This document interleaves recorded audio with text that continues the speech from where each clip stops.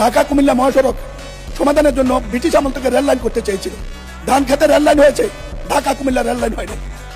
ঢাকা চট্টগ্রাম যে মহাসড়ক আছে এটা 10 লেনে উত্তীর্ণ করবার একটা প্রকল্প ইতিমধ্যে ফিজিবিলিটি স্টাডি চলমান রয়েছে।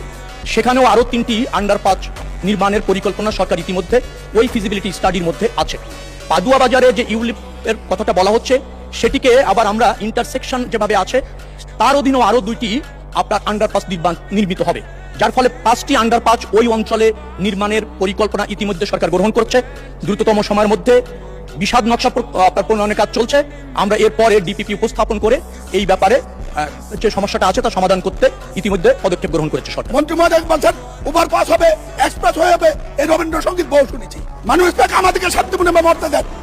ওনার পর থেকে প্রত্যেকটি কথা সরকার সচিবরা যা বলে দিয়েছে, ওই যারা টাকা লুটপাট করেছে তারা শিখিয়ে দিয়েছে।